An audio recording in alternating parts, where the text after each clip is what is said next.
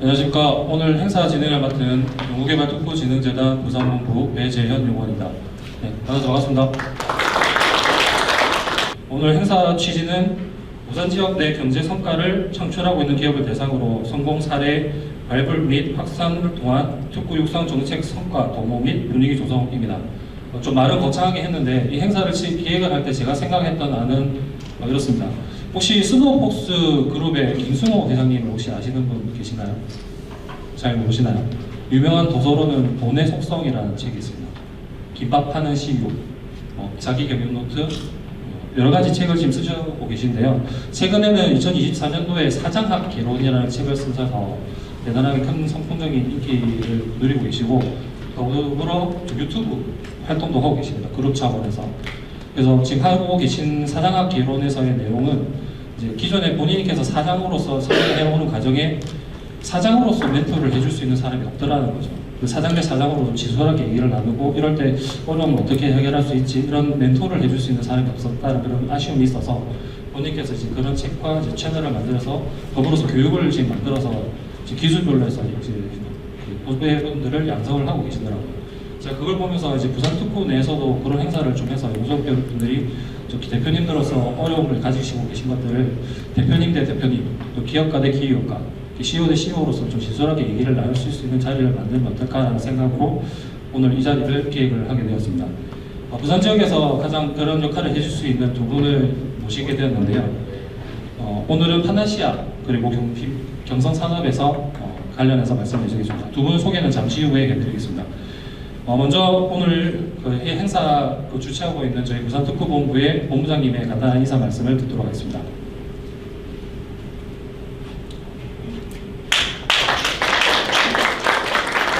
안녕하십니까.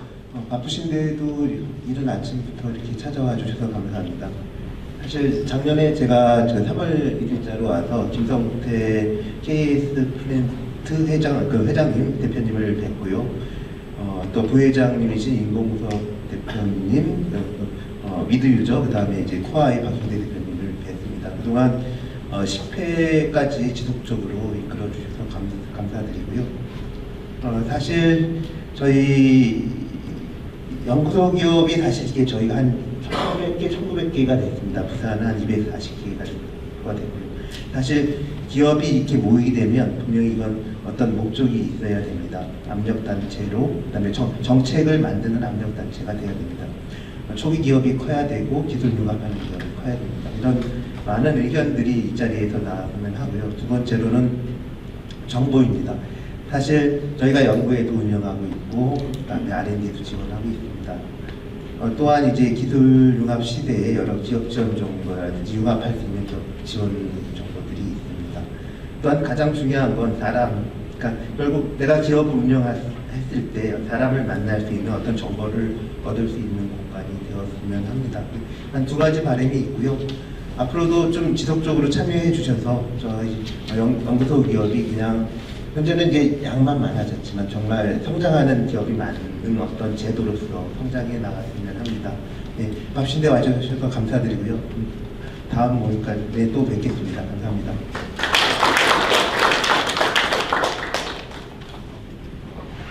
네, 다음으로는 연구소 기업 협의회 부산지회의 회장님과 부회장님을 소개시켜 드리고 싶은데요. 아쉽게도 오늘 회장님은 예정되어 있던 사우디아라비아 출장에 있으셔서 참석을 하지 못하셨습니다. 더불어 부회장으로 계신 미드위의 임보석 대표님은 참석 예정으로 되어 있으셨는데 지금 제가 보기엔 안 보이시는데 혹시 계신가요? 네. 지금 코아이 박형택 대표님도 지금 참석을 하셨는데요. 지금 입구 로비 쪽에서 지금 화상회의를 진행을 하고 계셔서 지금 바로 인사 말씀은 듣긴 좀 어려울 것 같습니다. 나중에 협의회 식사하면서 운영 방안 논의하면서 그때 다시 한번 인사 말씀 듣도록 하겠습니다. 다음으로는 오늘 자담을 해주실 두 분의 기업과 대표님에 대한 간단한 영역을 소개해드리겠습니다. 먼저 파나시아 윤영준 대표님 소개해드리겠습니다. 파나시아는 친환경 조선 기자재 개발로 해외 시장 공략에 탁월한 지금 성과를 내고 계십니다.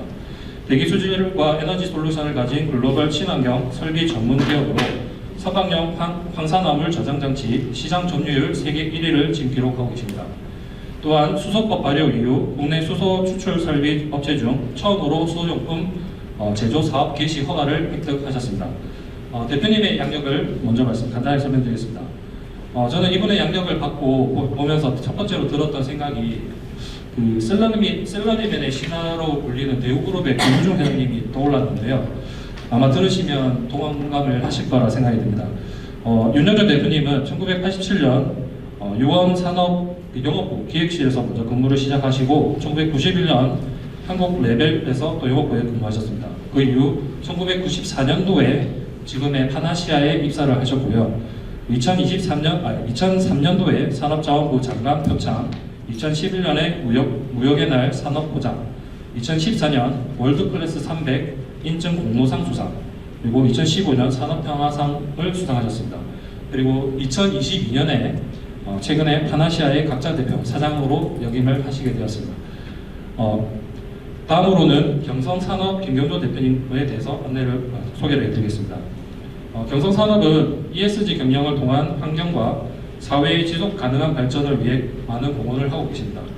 자동차와 전자, 항공, 철도, 원자력 등에 사용되는 각종 연마제를 제조 공급하는 표면 연마제 전문 업체로서 현재 현대기아 협력업체로 등록이 되어 계십니다.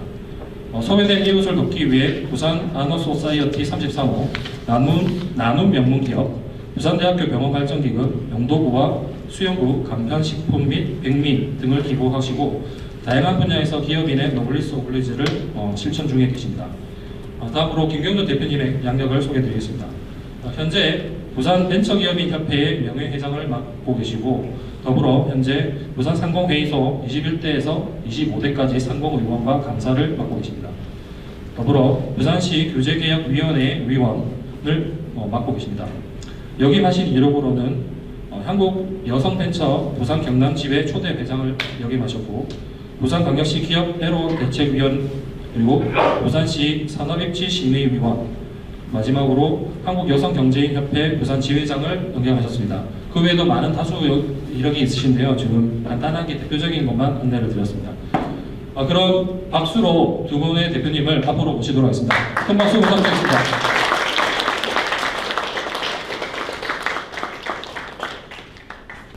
두 분 마이크는 좀 안 켜져 있을 수 있습니다. 확인 부탁드리고요.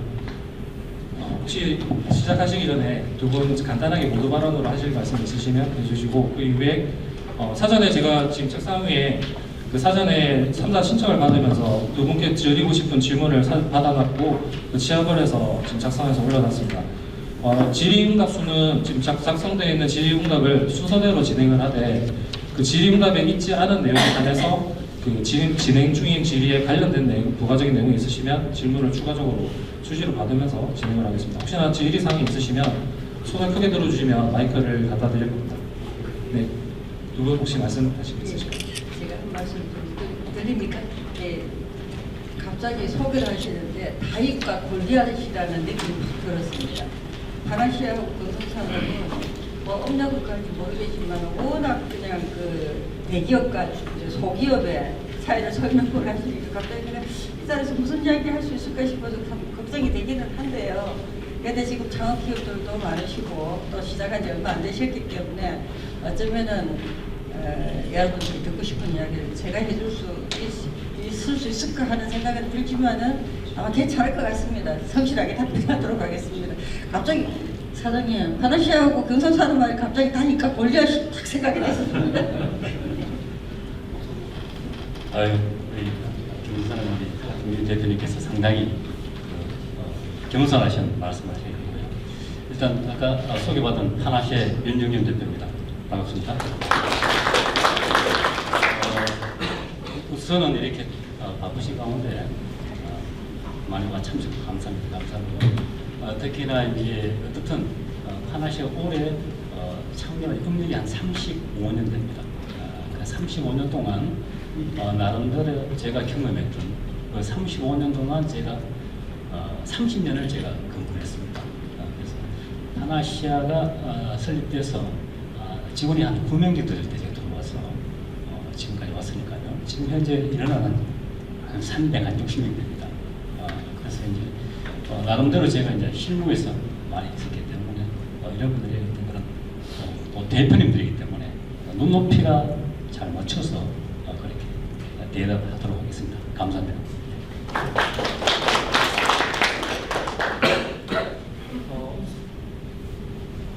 질문을 이제 시작하겠습니다. 아쉽게도 지금 질문을 주시고 참석을 하시겠다고 하신 분들 중에 참석 안 하신 분이 있는데 일단 그걸 따라서 질문을 받은 거는 진행을 그대로 하도록 하겠습니다. 먼저 파나시아 윤현주 대표님께 에코볼타 고준수 대표님께서 하신 위기 극복을 어떻게 하셨는지 좀 질문하셨는데요. 혹시 위기라고 생각되신 포인트와 어떻게 극복하셨는지에 대해서 말씀 부탁드리겠습니다. 예, 우선 그 위기는 이제 회사의 규모에 따라서 또 시기에 따라서 다른 것 같습니다. 제가 이제 1987년에 저기 회사에 들어와서 이제 한 37년 이제 이 조선 기자재 쪽 산업에 종사를 하고 있습니다.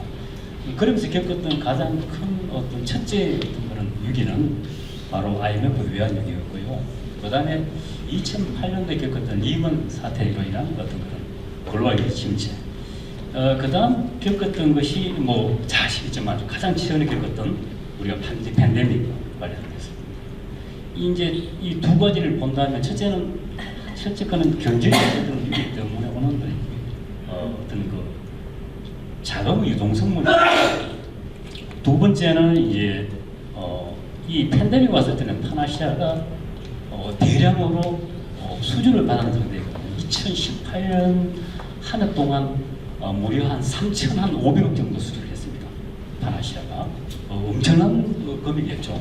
그 당시에 파나시아가 어떻든 뭐 국내 1000대 기업 중에 들어갔으니까요.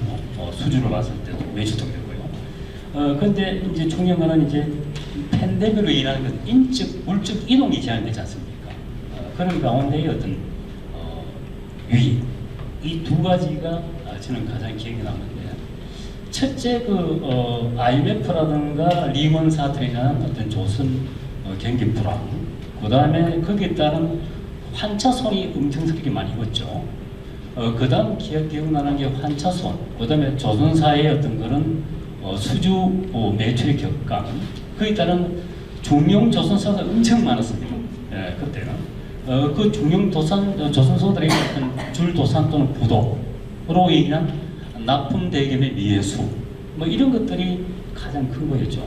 그런데 이제 중요한 거는 그 당시에 우리 회사 규모가 아주 적었기 때문에 사실은 제가 그 일선에서 수주를 하고 납품을 했기 때문에 거기에 대한 책임감은 뭐 대표이사에 비하하기만은 그 당시에 제가 영업을 총괄한 제 자신은 가장 큰 고충이었습니다. 그런데 우리 회장님께서 그때 우리가 했던 게 뭐냐면은, 자, 계약가보다 더 높아진 수입 제품에 대한 그 환차손, 이름에도 불구하고 우리가 계약 이행을 해야 할까? 이런 문제점도 있었고요. 그 다음에 납품한 제품에 대한 그럼 배를 인도해야 또 대금이 들어온다는 어떤 그런 사탕 발행도 될 수 있는 거고, 또 우리한테 뭔가 더 요구하죠. 돈은 못 받는데 임는이 하라는 이런 어떤 상대적으로 어떤 불합리한 이런 조건들을 어떻게 우리가 대응을 했느냐 하면, 그때 그러면 우리가 지금은 손해 보지만 우리가 이 사업을 할 것 같으면 우리가 이걸 해보자 하는 쪽으로 우리가 합의를 했습니다. 그래서 이제 그 첫째 우리가 했던 것들은 납품한 제품에 대한 계약 이행을 우리가 철저하게 했죠. 그리고 제품에 대한 시운전, 그 다음에 AS까지 저희들이 다 했습니다. 선주한테 개인들 다 했죠. 그 다음에는 또 이제 한 가지 있었던 것은 환차손에 대한 어떤 것은 그런 데서는 우리가 상당한 빚을 내서 부채를 내서 우리가 그걸 다 했습니다. 했는데 그 당시에 이 조선 3사 또 조선소들은 엄청난 환차익을 입었거든요. 왜냐하면 달러당 2천까지 갔으니까요. 그런데 수입자 대금에 대해서 수출 대금이 상대적으로 엄청나게 돈을 버는데 불구하고 우리 국내 대기업들은 아무도 중소기자재 업체들의 어떤 환차손에 대한 어떤 그런 보상 체계가 전혀 없었습니다. 네. 그런 상황에서 이제 하다 보니까, 그러나 우리가 지키고 하다 보니 그 중에도 지금 하나오션이죠. 대우전 해양이 무려 환차손의 60%를 보상을 해주더라고요. 그래서 이제 그러한 업체가 생기더라고요. 생기니까 저희들이 그러한 뭔가 모르게 할 수 있는 길이 있었고요. 그 다음에 이제 납품 대금에 대한 것은 우리가 보존한 업체들은 우리가 그렇게 하니까 그 회사가 회생만 하면은 3년이든 5년이든 걸쳐서 그걸 분납해서 저희들한테 돈을 받았습니다. 그렇게 해하다 보니까 어느덧 우리가 그런 어떤 난관을 또 위기를 극복하는 그런 계기가 됐고요.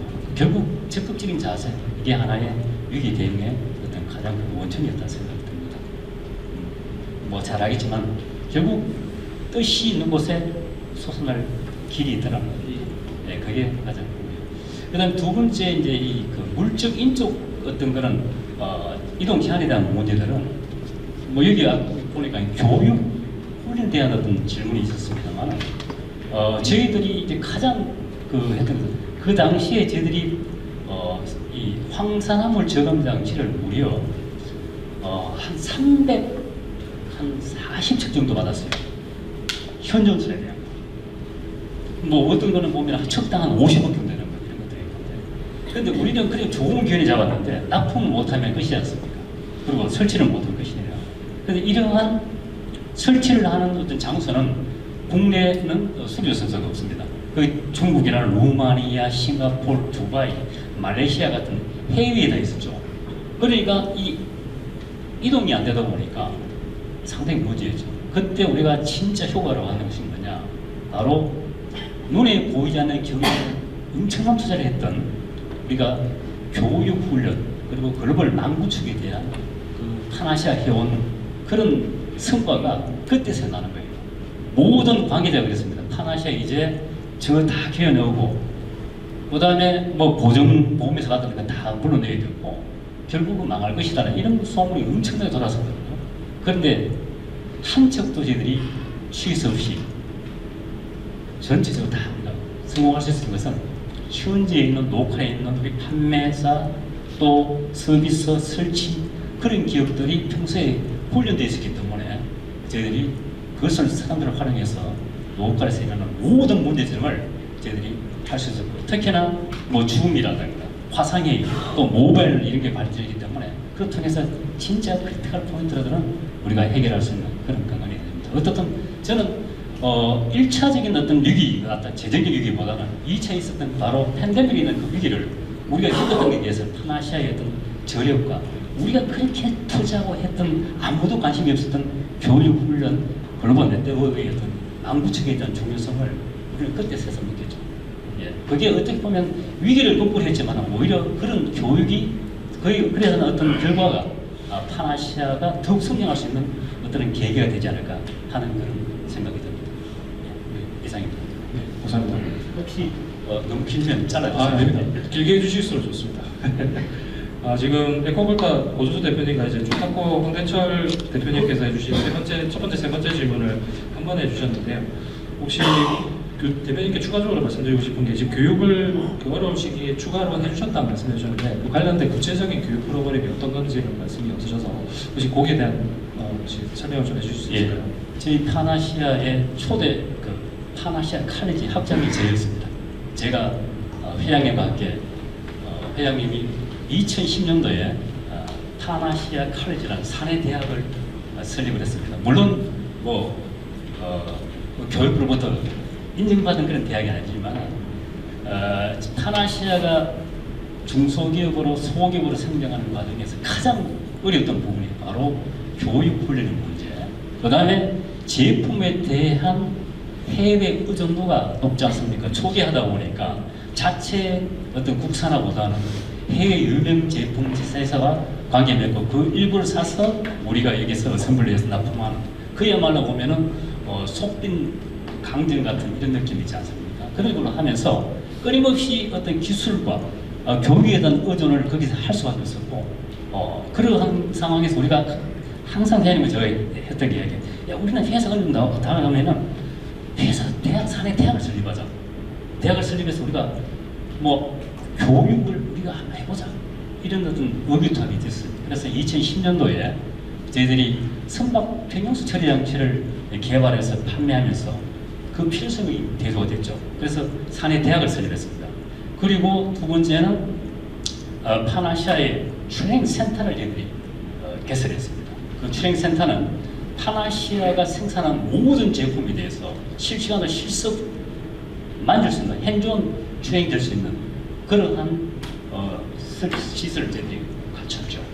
그래서 이제 파나시아 칼리지는 초급, 중급, 고급 사내 직원의 임직원이었던 그런 등급별 어떤 교육뿐만 아니라 지금 그 해외에 있는 아까 말씀드렸던 글로벌 망에 있는 바로 파나시아의 해외 대리점 에이전트들 거기는 판매와 설치와 그리고 커미셔닝 이러한 것들이 또 그다음에 스페파트 공급까지 네 가지를 할 수 있는 이런 사람들을 교육해서 해야 돼요. 그래서 파나시아 칼리지 매년 1회씩 의무적으로 해외 에이전트를 우리 회사에 소집해서 그런 사람들에게 엔지니어와 그다음에 대표들을 세일즈와 그런 교육을 시켜가지고 일주일간 코스를 시킵니다. 시켜서 시험을 쳐서 85점을 받아야만이 이론과 그리고 실무 그리고 실습 그리고 선상 어떤 훈련까지 이렇게 네 가지를 해서 시험을 쳐서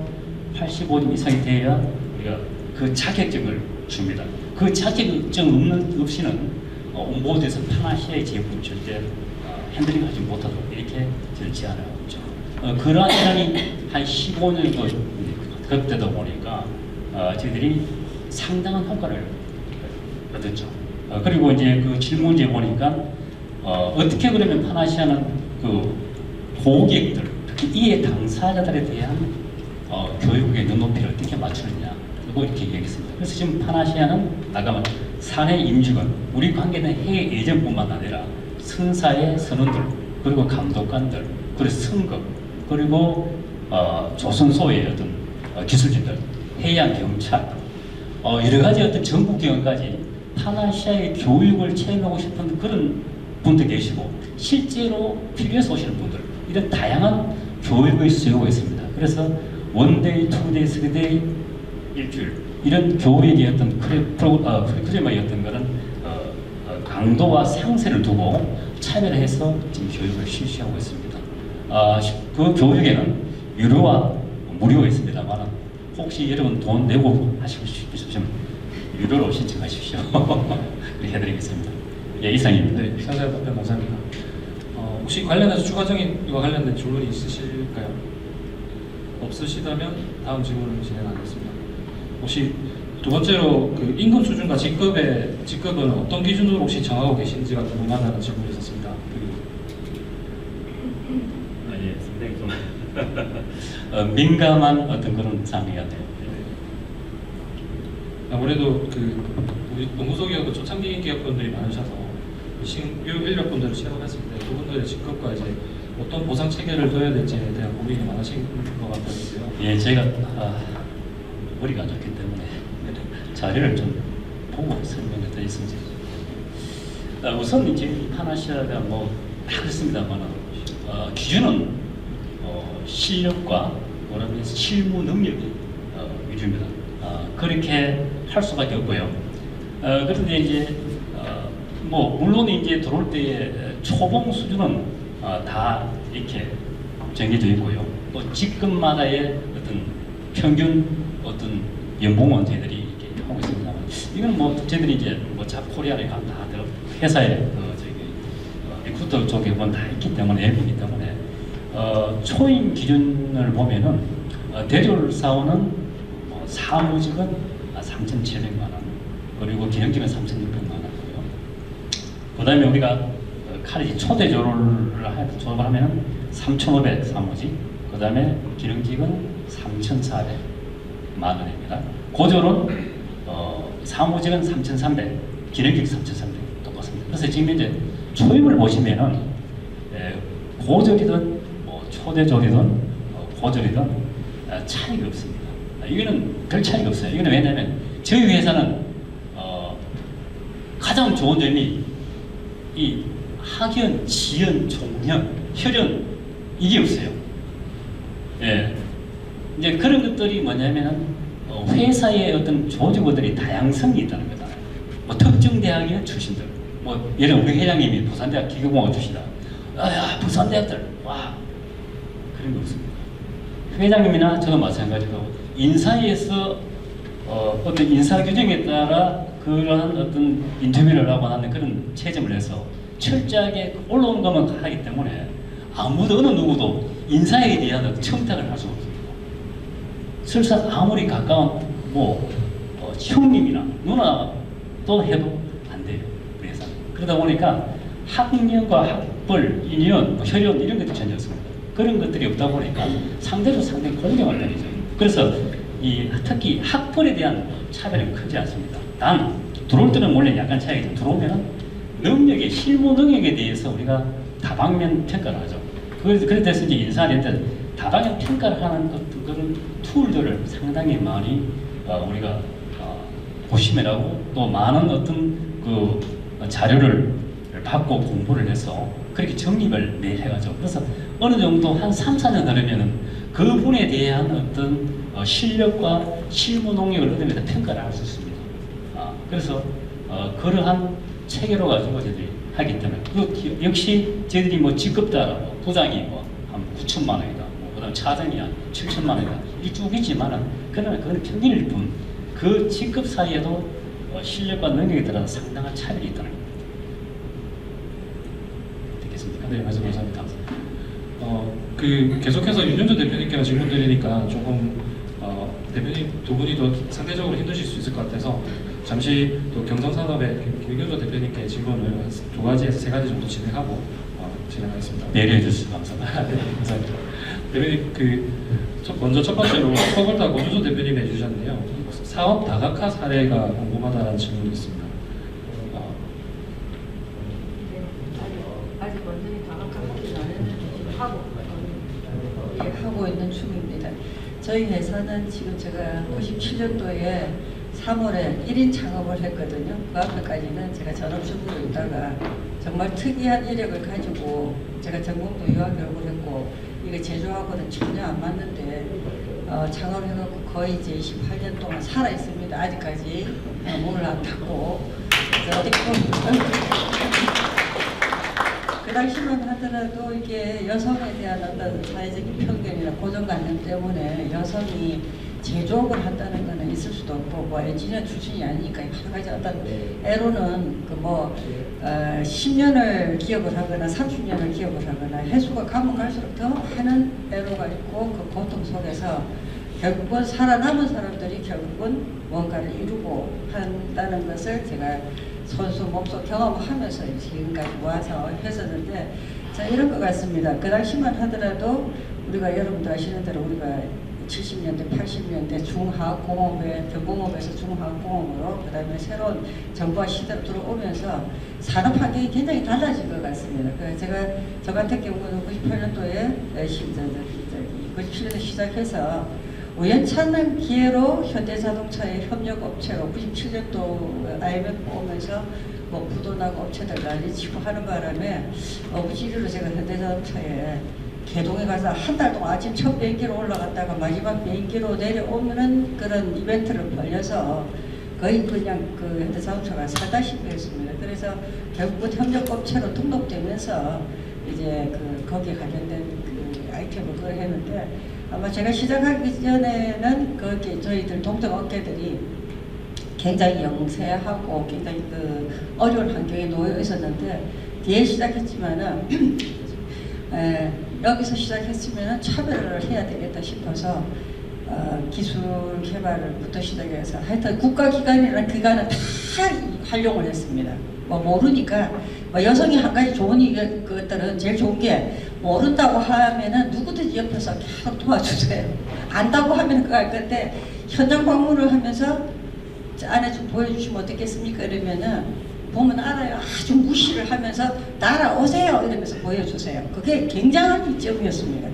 제가 엔지니어 출신이 아니다 보니까 이게 뭐 기술이 되는 것도 모르고 현장 학습을 할 수 있는 것이 제가 기업을 계속 지속적으로 끌고 갈 수 있을 거라고 생각을 해서 거의 지금 제가 살면서 한 2,000개 정도의 업체들을 방문을 크고 작고 대기업부터 시작해서 작은 업체부터 시작해서 방문을 하면서 제가 지금까지 온 것 같은데 그게 저한테는 가장 큰 노하우가 된 게 아닌가 싶습니다. 그래서 하다 보니까 이제 아이템 하나를 가지고 표면 처리 쪽에 제가 자동차 공업해서 대기업하고 거래를 하게 되면은 그때 등록하면서 그 담당자 신문이 3가지로 압축을 하더라고요. 그래서 왜 대기업하고 거래를 하려고 하느냐, 여성들이 잘 없는데 엔지니어 출신도 아니면서 뭐 이런 이야기가 있으셔서 이걸 이 질문을 왜 하지? 여기다 잘못 대답을 하면은 이게 잘 등록을 할 수 없고 업체 등록 못하고 뭐지 이래. 그래서 그때 했던 이야기가 대기업하고 거래를 하면은 돈 뗄 일이 없지 않느냐. 네, IMF 때 시작을 해갖고 제가 처음 하다마자 거의 3천만 원 부도맞은 적이 있었거든요. 그게 제일 충격적이 돼서 대기업하고 거래를 하면은 돈 뗄 일이 없어서 주 단위로 돈을 주니 경영의 흐름을 원활히 하고 싶다가 1번이었어요. 두 번째는 아무리 좋은 제품을 만들어서 영업을 하려고 하면은 잡상인 내지는 그냥 그 몸 세일즈로 생각을 하더라. 그런데 아무리 좋은 제품 갖고 와도 믿어주질 않더라. 근데 대기업에다가 납품하는 제품이라고 하면은 그 시너지를 활용할 수 있을 것 같다. 그래서 너희한테는 필히 내가 등록을 하고 싶다. 그게 두 번째 질문이었어요. 세 번째는 한 달 동안 댕기는 게 눈물이 거슬거슬해서 남편이 IMF 때 실직을 해서 지금부터 내가 먹고 살아야 된다 이렇게 이야기를 했거든요. 그랬더니 그게 인연이 돼서 마지막 그 질문이 또 압권이었습니다. 대기업하고 우리 혹시나 현대그룹에 지인이 있느냐고 묻더라고요. 근데 지인이라고 하니까 뭐 아무도 없는데 내가 집에서 전업주부 하던 사람이 현대 쪽에 누가 있을 리가 없지 않습니까? 이게 뭐지? 이거 뭐를 이야기해야 돼? 하는데 생각나는 건 정주욱밖에 없더라고요. 그래서 내가 지인이 있느냐고 물어서 예 있습니다. 누구냐고 아까 정주영 이렇게 그 뒤집으신 사건이었습니다. 그때만 하더라도 제가 거의 40대 후반이니까 혹시나 영감님 숨겨놓은 애인인가 싶어가지고 여인인가 싶어가지고 눈이 둥그레가 어떻게 하시느냐고 그러시는데 뭐 모르기는 하지만은 대한민국 경제 대통령이라고 칭할 수 있는 분인데 그분을 모른다고 하면은 대한민국 사람이 아니지 않습니까? 그 아는 사람 지인이라는 거 아는 사람 이야기 하시는 거 아니십니까? 하고 했더니 그날 일단 알았다고 일단 알았으니까 내려가시고 나중에 필요하면 연락하겠다 하더니 가는데 연락이 오신 거예요. 와서 등록서를 보냈으니까 등록 절차 밟으세요 이러는데 제가 지하철 타고 비행장으로 가다가 아작 하고 묻어서 그냥 그 미친 사람처럼 소리를 한번 치는 적이 있었는데 이런 게 우연찮은 또 기회가 남의 불행이나 행복이라고 IMF 때 제가 부도 한 번 맞았다가 그게 또 사례가 된 적이 있었는데 그렇게 해서 시작을 하다 보니까 저희들이 엔진 부품에 전부 다 들어가는 제품들이거든요. 반도체고 현대중공업의 엔진 쪽에 들어가고 이러는데 어느 날 갑자기 보다 보니까 전기차로 지금 이제 변환을 하다 보니까 내연기관들이 없어지지 않습니까? 그래서 지속으로 가려고 하는 것 같으면은 또 하나를 유기무한으로 만들어야 되겠다. 그래서 저희들 회사만 사업 다각화로 해서 운송 장비 쪽으로 조그만 자회사를 하나 만들어 놨다는 그런 건데 뭐 크다고는 할 수는 없지만은 작은 종업원 1인으로 시작을 해서 지금 이제 13명 데리고 있습니다. 근데 특이사항은 거의 13명이 전부 다 30, 40대입니다. 20대 들어와서 좋게 오래된 친구는 한 20년, 25년, 최 오래된 친구가 25년이네요. 그래서 젊은 친구들이 포진을 하고 있으니까 어떤 입장에서는 생산성이 굉장히 효과가 좋습니다. 지금 52시간을 하기 때문에 더 이상 하지를 못하는데 지금 52시간 하기 전에는 사람을 더 드니까 내가 특근을 할래? 이러다 보니까 심지어는 나중에는 특근할 때에는 이제 연봉이 거의 5천만 원, 이제 5, 6천만 원까지 올라간 적이 있었습니다. 그래서 젊다는 게 또 다른 에너지를 가지고 있다 보니까 생산성이 굉장히 효과가 있는 게 저희 회사에 오시는 분들이 왜 이렇게 젊은 사람들이 많느냐, 또 이직이 그렇게 많지 않아서 그 비결이 뭐냐고 여쭤보시는데 그것도 하나의 또 어찌 보면 경영 노하우일 수도 있지만은 사업 다각화를 이야기하시니까 제가 뭐 다른 이야기는 할 게 없어서 지금 현재 유비무한으로 준비했던 그런 운송 장비 쪽으로 회사를 하나 더 만들어 놨다는 것을 말씀을 드릴 수 있을 것 같습니다. 예, 이상입니다.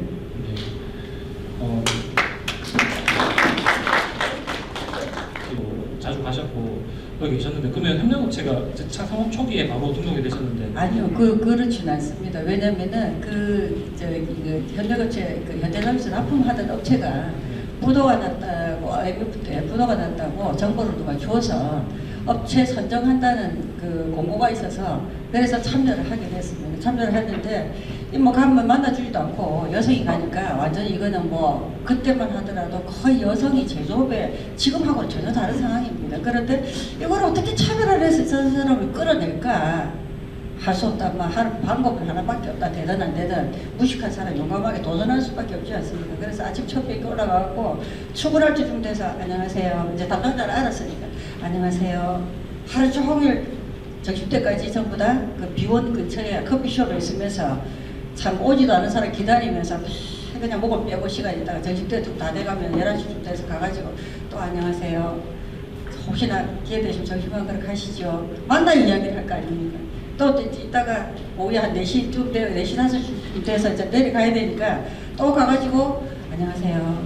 계속 그 짓을 하니까 한여를 하니까 이제 오지 마세요. 왜 자꾸 오세요? 그 여기 오시는 게 아니에요. 부터 시작해서 그 서러운 그 말을 제가 우리 집 양반이 은행 지점장으로 퇴직을 하셨기 때문에 오렌지죽 아줌마는 아니지만 김감쪽 정도는 되는데 그런 수모를 겪으면서 내주려고 있는 것도 아닌데 내가 저 사람한테 어필할 수 있는 건 하나밖에 없다. 끈질긴 10년밖에 없지 않겠느냐.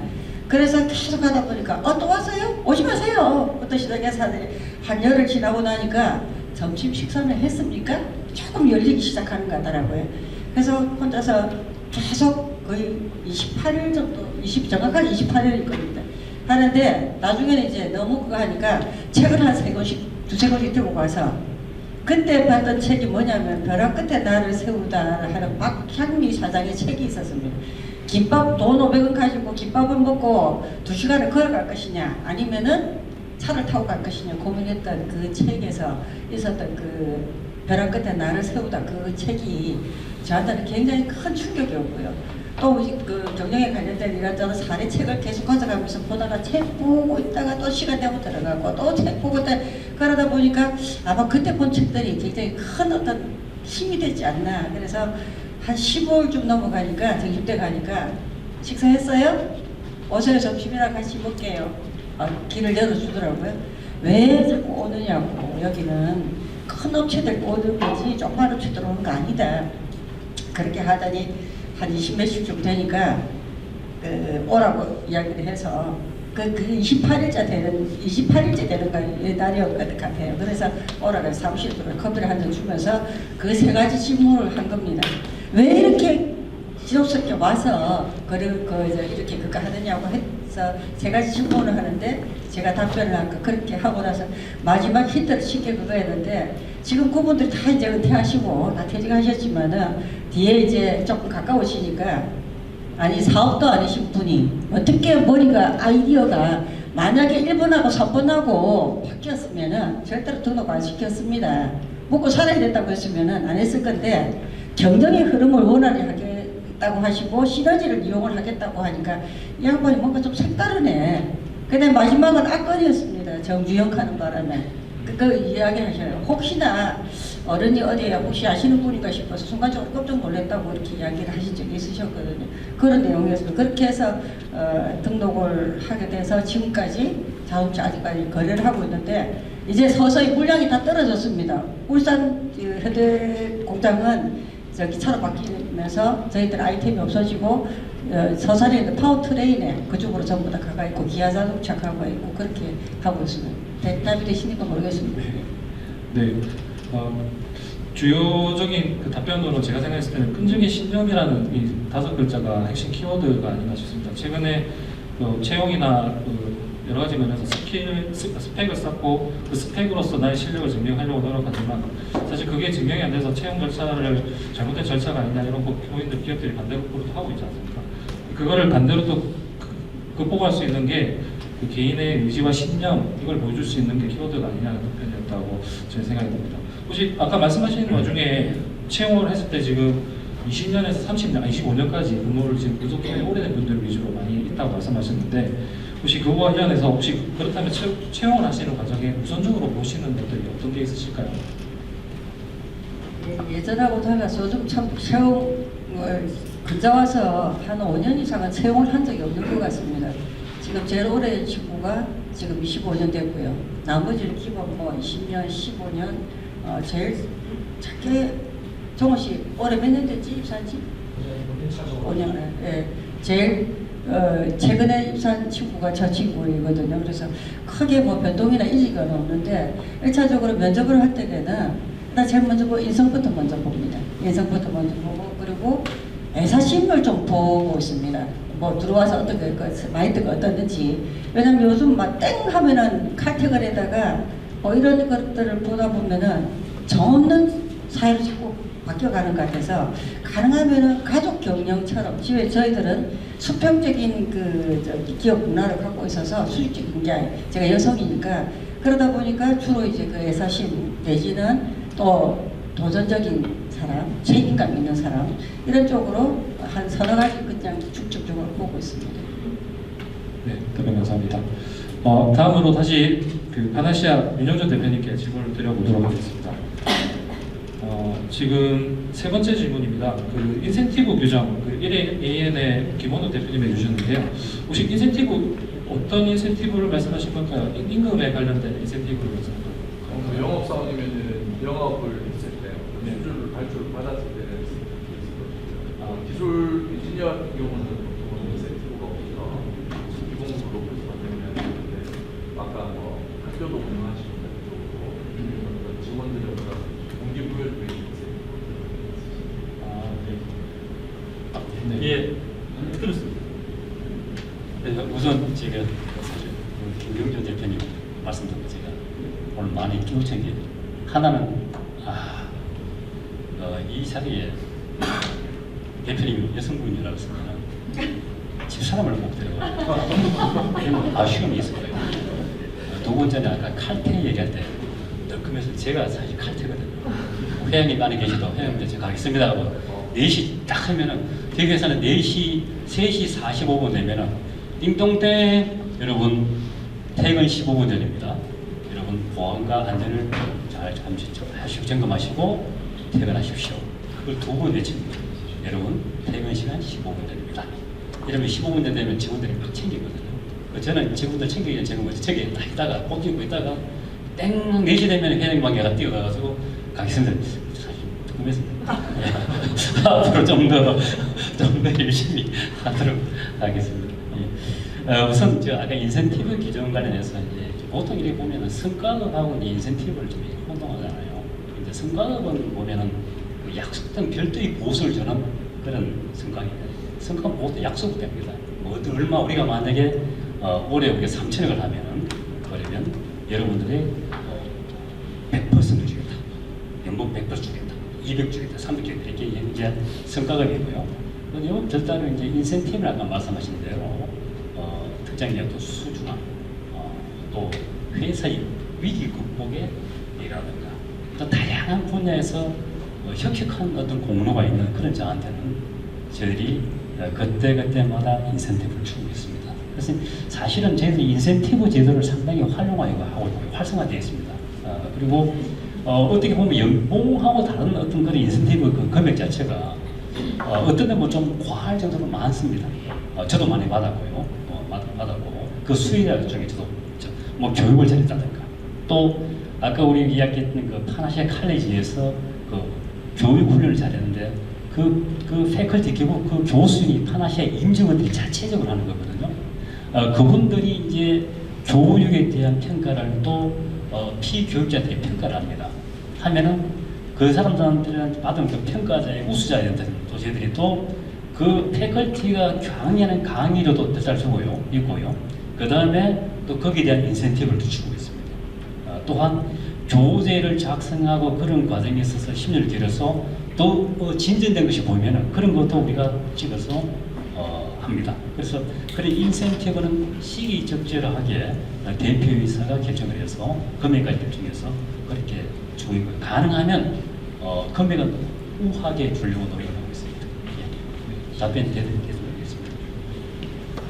경영에서 보면 보상 체계에 대해서 정기적 보상과 불규칙적인 보상이 있지 않습니까? 그 불규칙적인 거를 일정한 텀을 두고 주느냐 아니면 불규칙적으로 그때그때 주느냐 했을 때 가장 효과적인 게 그때그때 불규칙하게 주는 효과가 가장 크다라는 내용이거든요. 지금 그런 방식과 그 두 가지 정기적인 거, 수시적인 거를 다 초계적으로 지금 하고 계시다는 답변으로 이해가 됩니다. 이제 그 사회적과 말씀하신 그런 효과는 저보다는 집에 있는 집사람이 더 많이 느끼더라고요. 두 번째로 공동대표, 지금 각자 대표를 맡고 계신데요. 혹시 맡은 그 각자 대표로서의 무게가 어려운 점 없으신지? 예, 솔직히 말씀드리면 없습니다. 없고요. 저 얼굴 보면 상당히 이렇게 밝지 않습니까? 왜냐하면은 이제 각 전문 분야에 대한 어떤 것을 대표를 맡다 보니까 오히려 어려움보다는 좀 맡은 바 직무에 대한 어떤 그런 책임감과 그리고 전문성을 좀 확장시킬 수 있는 그런 방법들이 그 방향에서는 오히려 좋다고 봅니다. 예, 사실은 회사에 저희는 이제 창업자인 회장님이 계시고 대표고 제가 또 대표고 또 올해는 이제 2세 경영 때문에 또 2세가 또 대표자가 있죠. 그 이제 올해부터 대표 3인 체제가 되는데 회사도 이제 공장이 또 3개입니다. 본사는 저희들이 해피워 캠퍼스라고 부르고 있고요. 그 다음에 두 번째 2공장은 에너지 솔루션 센터. 그 다음에 3공장은 지금 바로 오기 전에 거의 이제 준공 검사를 받을 건데 거기 저희들은 EPC 센터라고 이렇게 이름 적혀 있습니다. 그래서 저희들이 이제 하고 있는 회사에 이렇게 부산에 있는 토종 기업이지만은 회사는 그야말로 글로벌 기업입니다. 그러니까 저희들 매출이 거의 한 3%는 수출이거든요. 사실 국내에 있는 조선 3사 또는 대형 조선소를 해도 우리 회사 매출이 10%가 안 돼요. 10%, 13% 될까 말까. 그건 이제 간접 수출이 되겠죠. 그 정도로 저희들은 해외 의존도가 상당히 높은 기업입니다. 예. 그러다 보니까 이제 해외도 마찬가지로 40개 정도의 해외 대리점을 운영하고 있고요. 또 중국의 파나시아 중국 법인과 상하이 있죠. 그 다음에 일본에는 또 오사카에 저희들이 파나시아 법인이 있고요. 또 네덜란드 노틀담에 파나시아 유럽 법인이 있습니다. 물론 이제 미국에는 저희들이 캘리포니아에서 저희들이 파나시아 유럽도 있었지만 그는 조인트벤처에 있다가 최근에 완전히 저희들이 양도를 했습니다만 그래서 회사는 국내에 있지만은 이런 반경은 월드와이드고요. 그리고 세계 각지의 37개의 대리점과 그다음 세계 해외 법인을 운영하고 본사에 약 한 350명이 근무하다 보니까 다양한 분야에서 연구, 설계, 엔지니어링, 또 서비스, 또 MRO, 마케팅 이런 어떤 특정 분야가 잘 있기 때문에 그래서 공동 대표, 각자 대표가 맡은 바에 대한 좀 더 전문성을 가지고 상호 매주 월요일은 대표가 10시에 모여가지고 1시간 정도 모두 이렇게 논의를 합니다. 서로 있었던 이야기를 나누고 거기에 대해서 어떻게 할 것인지 회사의 정책 방향을 매주 일주일씩 한 번씩 이렇게 하고 있습니다. 또한 이제 어떤 여러 가지 어떤 그게 있습니다만은 각자 대표를 해보니까 참 좋더라고요.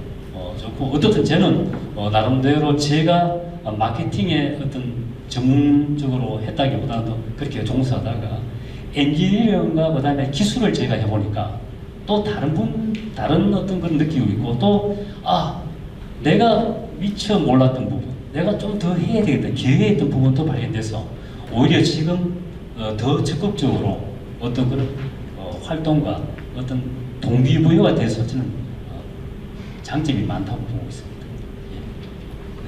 대변 감사합니다. 다음으로 다시 김경조 대표님께 질문을 드리겠습니다. 지금 유사한 질문이 있어서 묶어서 한 번에 드려보겠습니다. 부산의 지금 대표적인 여성 기업으로 성장하고 계신데 혹시나 힘들었던 어려운 점과 소배 더불어서 또 여성 기업으로서 맡고 계신 혜택이 전반적으로 어떤 게 있는지 궁금하다는 질문이었습니다.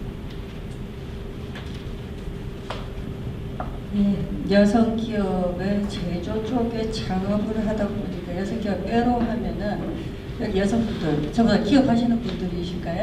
여기 몇 분 계시는데 맞습니까? 네. 우리가 이제 소기업청하고 한국 여성경제협회하고 2년마다 여성기업 실태 조사를 합니다. 거기 보면은 체크리스트에 대표적으로 나오는 게 여성기업 애로 5가지가 나옵니다. 팔로 애로 그러니까 팔로 개척해달라, 팔로 자금 조달, 그리고 경영, 마케팅, 부터 시작해서 하다가 마지막에 나오는 게 뭐가 나오나 하면은 남성 중심의 술접대 문화 이렇게 해갖고 나오는데 그걸 쳐다보면서 이거는 충분히 물론 그 여성들이 술을 못하니까 에로사랑이 될 수도 있습니다만 그게 또 강점이 될 수도 있는 거거든요. 강점이 될 수도 있는 건데 어쨌건 여성에 대한 사회적인 편견이 제일 크게 여성이 뭘 해 이제는 이제 다 바뀌어서 지금 예전같지는 않지만 그런 것들이 초창기 할 때 굉장히 애로가 됐고 제가 영업을 다니면서 제일 힘들었던 것들이 경비실이 제일 회사마다 들어가는 입구가 제일 무섭더라고요. 가면은 대표적으로 보험세일즈, 잡상인 뭐 이렇게 해서 갈 때마다 이걸 어떻게 차별화를 할까. 그래서 나중에는 머리를 써서 브러쉬를 들고 초코파이도 한 개 우여 얹고 뭐 필요하면 커피도 한 개 빼고 이렇게 해서 누구누구 보러 왔습니다. 그래서 이제 막 이제 미팅을 하고 이렇게 했는데 이제는 뭐 이제 뭐 거의 뭐 갈 일도 잘하지만 이제는 가면은 하면 이제 오지 마서 직원 보내서 이러시거든요. 뭐 세월이 이제 흐르다 보니까 근데 또 하나는 여성에 대한 어떤 편견 때문에 잘 만나주지를 않아요. 괜히 이렇게 사무실 들어가면은 뭐라고 그럽니까 저기 그 오해받기 싫어서 남성들이 참 독특해요. 우리 같은 동종업계에 있는 분도 뭐 사장님 가면은 미인계를 써서 막 밀어주시오 이렇게 이야기하시거든요. 물량 막 밀어주시오 이러시는데 그런 사고가 이제 많이 개선이 됐겠지만은 왜 그러냐 그러면 사모님 미인이시던데 영업할 때 사모님 보내세요 하고 제가 이렇게 농담도 하고 그럽니다. 그래서 참 그런 그 환경에서 이제 벗어나서 지금 이제 정보화 시대 모든 것들이 가는데 더 재밌는 것은 남성들이 이중자 때입니다. 딸한테는 지금 전부 다 따님들이 있으면은 아빠가 다 밀어줄게 네 하고 싶은 거 다 해 이러는데 마누라가 뭐 하겠다가 대에다 막 복상망이 무심하고 집에서 마시 먹고 놀아라 이렇게 하시거든요. 아니 저도 그런 일을 당했어요. 예전에 제가 그 결혼하고 한 10년 지나고 나서 서면 쪽에 가면은 볼트나트 장사들 많이 하시잖아요. 그래서 우리 양반이 은행 다니니까 지점 근처에서 저거 하나 좀 차려주면은 저거 하나 좀 차려줘 대출 좀 해줘 저거 하나 차려주면 3년 안에 다 갚을게 저거 하나 차려주세요 그랬더니 그때 들었던 게 고마 막 폭삭망에 묵지 말고 막 집에서 먹어 먹으라 이러면서 그렇게 이야기를 하신 적이 있어서 왜 그때 그 생각을 했는지 모르겠지만 나름대로 그런 쪽에 어떤 그 내면에 뭔가 잠재해가 있었던 게 아닌가 내가 일을 어떻게 이걸 하고 있지 하는데 뭐 유전적인 성향도 있는 것 같습니다. 저희 아버님 엔지니어 출신이 되셔서 기업을 일제시대 때 기업을 하시고 뭐 이런 적이 있어서 그러는지 요란스럽게 조금 그런 부분에 그 셀을 담는다는 게 낯설지를 안 했습니다. 그래서 하다 보니까 그랬는데 여성 기업에 대한 애로감을 계속 하는데 근데 어떻게 보면은 여성들이 지금 공통으로 오는 게 사회적인 편견이나 고정관념도 있지만 여성 스스로가 또 파는 것도 있습니다. 그러니까 제일 큰 거는 얘가 가사 양립 문제니까 육아 문제 이런 것 때문에 경력이 단절되고 뭐 계속 지속적으로 갈 수 없는 이런 부분들 그러는데 요즘에는 뭐 베이비시터도 있고 머리송도 이렇게 뭐라면 전부 다잘 돼 있고 데이케어 센터들이 있어서 뭐 그거라니까 지금 뭐 그런 것들이 꼭 무슨 장애라고 이야기를 할 수는 없지만 제일 드리고 싶은 것은 여성 기업들이 마인드라고 생각합니다. 항상 여성이니까 우리는 약자야 보호를 받아야 돼 이게 아니고 프로 정신을 살려서 나는 전문성을 가지고 내가 프로니까 어떤 것도 해낸다는 어떤 도전 정신들을 가지고 있어야 되고 뭔가 지기 싫어하려야 되는 어떤 것도 있어야 되는데 여성이니까 당연히 대우받아야 된다 뭐 혜택 줘야 된다 이런 걸 가지고 있는 그거를 좀 벗어나는 게 여성 기업으로서 애로지만은 그게 때로는 그게 애로가 아니라 자기한테 강점으로 돌릴 수 있는 그런 게 되지 않을까 생각을 합니다. 또 하나 질문이 있었습니다. 네. 그 어려웠던 소외와 이제 혜택 혹시 여성 기업으로서 만들어준 혜택을 혹시 여성 기업이라고 혜택이라고 하면은 저희들처럼 제조 쪽에는 별로 그다지 산업재 쪽에는 별로 그거 없습니다. 근데 조달 업무 할 때에는 조달이 할 때에는 거의 한 5% 여성 가점이 있거든요. 그래서 한간에는 남성 기업들이 여성 이름으로 바꾸어서 전부 다 뒤에서 조정하시고 했던 그런 게 있어서 여성 경제 쪽에 전국 그 17개 지회가 거의 한 3,000명 정도 회원사를 가지고 있는데 조달 업무에 관련한 여성 기업 실태 조사를 가거든요. 근데 예전에 여성들이 여성 경쟁에서 직접 갔었는데 전문위원들을 두어서 그 철저하게 가려내고 있습니다만 여성 기업의 혜택이라고 하면은 거기에 거의 조달 업무 관련된 그런 것들 또 각 은행마다 여성이라고 해갖고 약간의 가점을 줘서 뭐 0.5%를 싸게 해준다든지 뭐 이런 거는 있는데 저 같은 경우는 여성 기업에 대해서 가점이라고 한다면은 제일 좋은 거는 여성에서 제일 좋은 거는 현장 방문할 때 제일 좋습니다. 잘 해줍니다. 눈으로 가서 안에 전부 레이아웃을 보고 오면은 이 회사가 뭘 만들고 그래서 제가 기업 경영하면서 절대적인 그게 있습니다. 영업과 구매는 제가 담당을 합니다. 저희 회사는 영업 직원이 없습니다.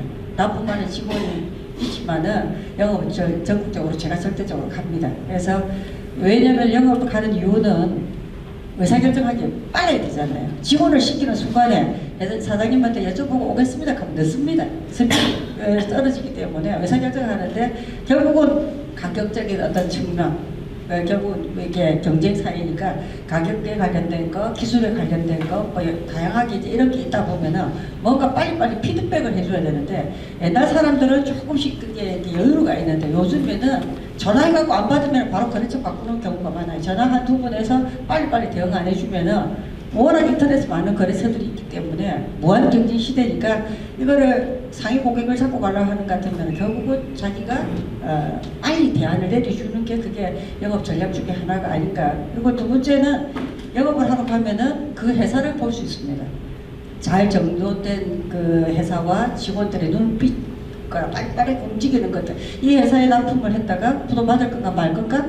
그거를 볼 수 있는 어떤 좋은 계기가 되고요.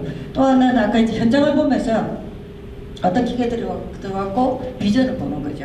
회사가 어떻게 성장할 건가부터 시작해서 보다 보면은 다른 업체와 연결해 줄 수 있는 그런 것들 장비들을 볼 수 있어서 다른 업체에서 이런 장비가 필요한데 혹시 가지고 있는 데가 있습니까? 그러므로 어느 업체에 있는데 제가 연결해 드리겠습니다 하면은 영업적 측면에서 굉장히 이점이 되는 거거든요. 그래서 그런 세 가지 어떤 요인이 있어서 현장 방문을 많이 하면서 영업을 때 그게 제가 가지고 있는 여성 기업의 이점입니다.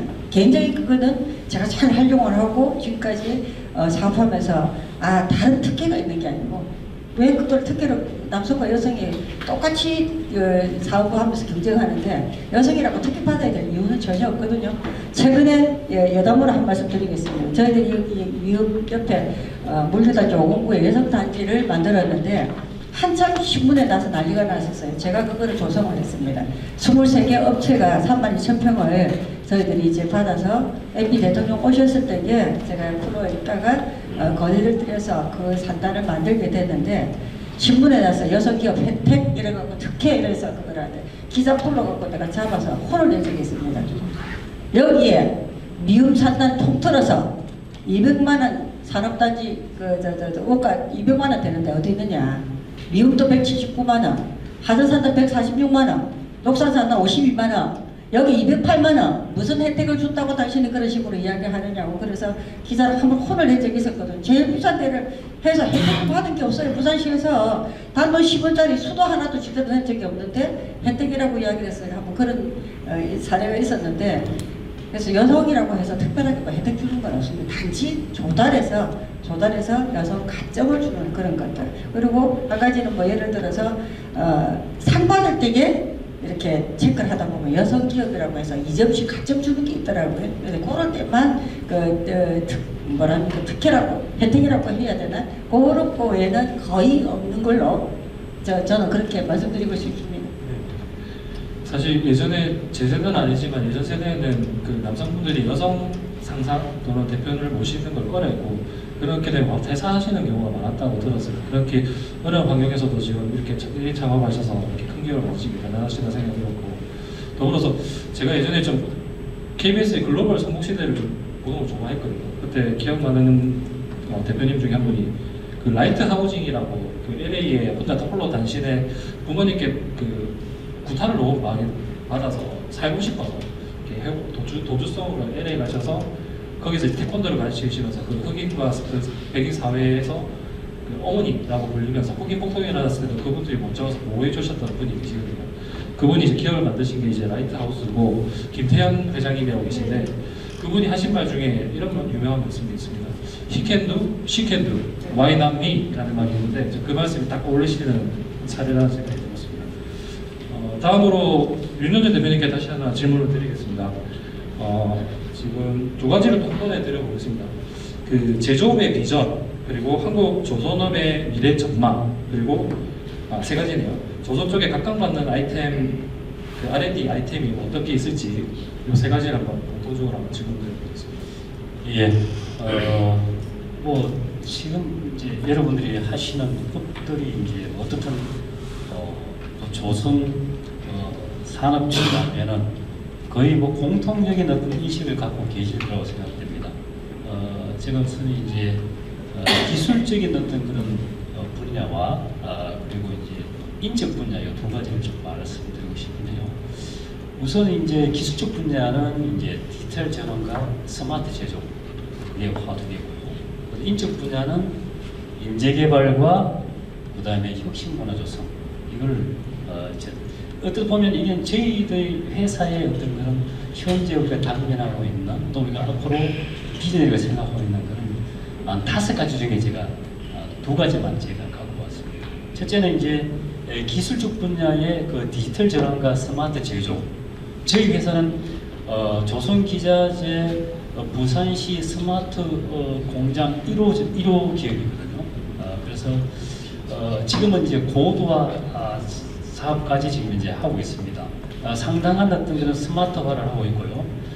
지금 저희들이 이제 2024년 우리가 6월달에 이 PC 센터가 준공되는 걸 기점으로 해서 또 디지털라이제이션에 대한 상당한 어떤 그런 어떻게 보면은 회사 상당한 어떤 자금을 들여서 이렇게 디지털 전환을 하고요. 또 공장 자동화 스마트 팩토리에 대한 투자를 엄청스럽게 지금 계획을 하고 지금 또 추진을 해오고 있습니다. 그렇게 해야 되는 것은 인공지능이라든가 사물 인터넷, 그리고 로보틱스 이런 첨단 기술 통합하지 않고는 이 기술 경쟁과 가격 경쟁에서 절대 이길 수 없거든요. 그래서 이거는 저희들 보면은 필수라고 생각합니다. 필수는 뭐 챗GPT 지금 4.5가 나왔지 않습니까? 거의 사용하시는 분 계시면 해보면 엄청나지 않습니까? 그러니까 제가 어제는 제가 그 챗GPT 4를 활용해서 이미지 한번 읽어보거든요. 우리 회장님이 최근에 동명대상을 수상하셔가지고 소나무 분재를 두 받아오시가 제 방에 하나 키워라고 주시더라고요.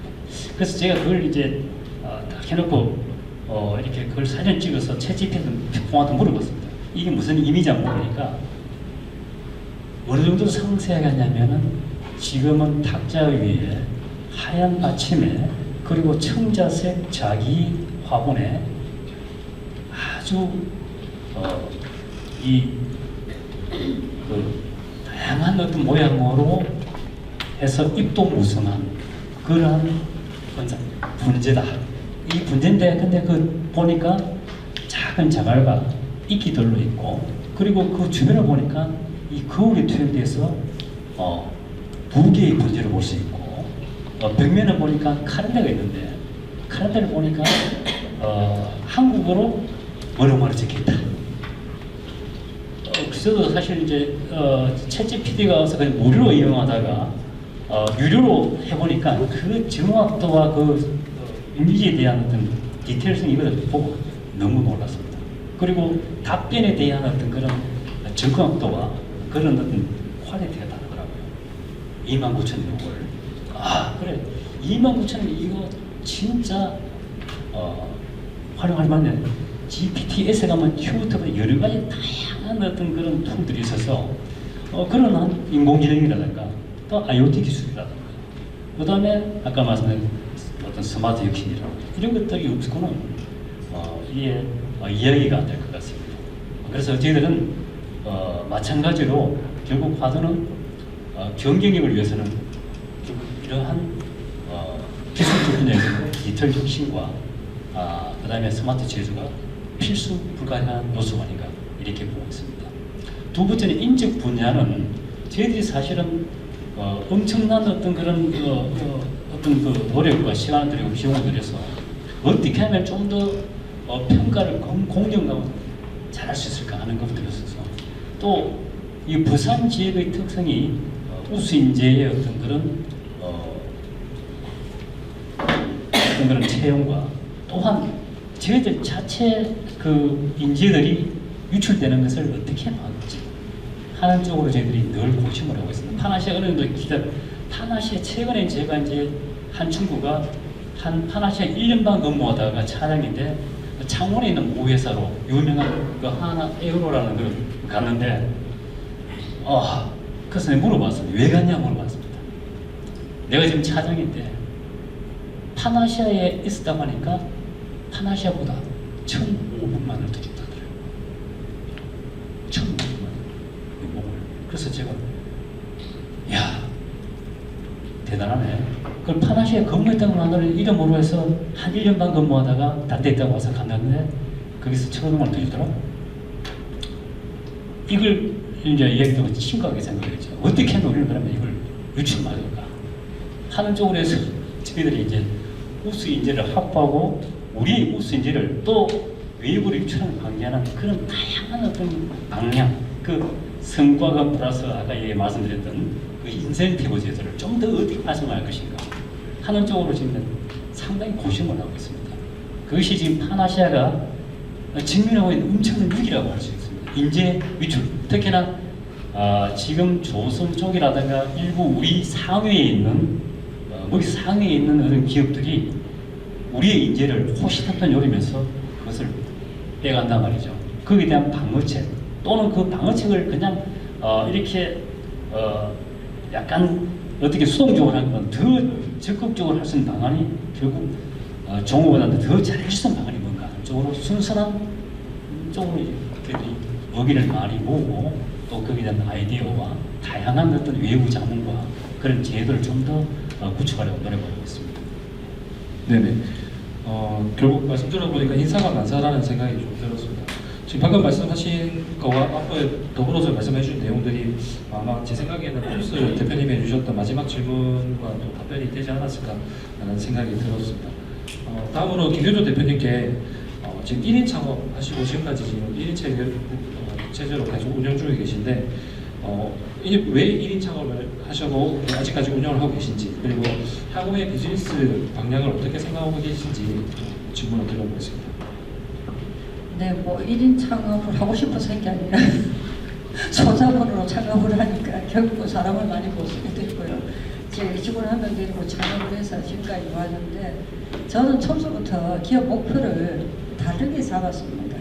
종업원 15명에서 매출 100억이 내 목표다. 왜냐면은 제가 늦게 시작을 했고 저희들 아이템 자체가 이게 확장성이 있는 게 아니고 거의 소모성 자재이기 때문에 이게 글로벌 환경에서 적응하기도 쉽지도 않고요. 해외 시장을 개척을 하려고 보니까 인건비를 해외 인력을 쓸 수 있는 또 그런 어떤 그 상황도 안 되는 것 같고 그래서 해외에 가는 것들은 결국 전문성이 있는 사람들을 우리 골리앗처럼 각 전 세계 40군데 법인을 주면 좋겠지만은 작은 기업들은 그렇게 할 수 있는 그게 못 됩니다. 오늘 여기 지문지 주신 분들이 3년 되신 분 있고 이제 6개월 되신 분 있고 5년 되신 분 있고 또 7년 되신 분이 있는데 다른 데 지금 신경 쓰실 여력이 없으실 것 같습니다.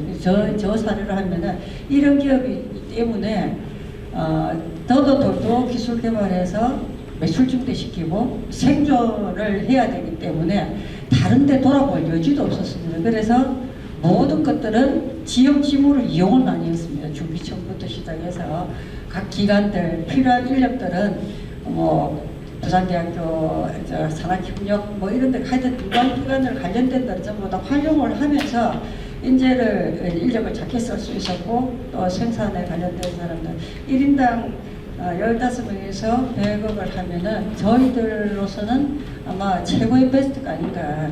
여러분들 뭐 아시겠지만 요즘에 어떤지 모르겠지만 사람 한 사람당 3억이 돼야 분기점이 된다는데 지금 모든 게 올라서 3억이 아니라 거의 한 4억 정도 돼야 되지 않을까. 아이템에 따라 좀 다르기는 하지만 그래서 혼자서 작지만은 강소기업을 만들자. 그리고 두 번째 목표는 그거였습니다. 하면서 우리가 우리 동명 대상 타신 우리 파나시아 회장님이나 그제 금탁산업훈장 타신 분들처럼 작은 기업에서 그런 걸 탈 수 있는 그런 기회가 없습니다. 유일하게 할 수 있는 거는 대통령 상밖에는 탈 수가 없어서 상이라는 게 뭐 다른 의미가 있는 것보다 자기 자신한테 대한 보상이니까 그게 목표였어요. 그래서 제가 목표는 수출 100만 불 탑 하나 받는 거, 저기 100억 올려서 대통령 상 받는 거 이렇게 해서 목표를 세웠는데 뭐 아시다시피 목표는 수도권 가면 가야 되는 건데 그거 쉽지 않더라고요. 예전에는 한 6, 70억 주도 돼도 대통령 상을 주셨는데 요새 100억 안 주면 대통령 상 안 주시더라고요.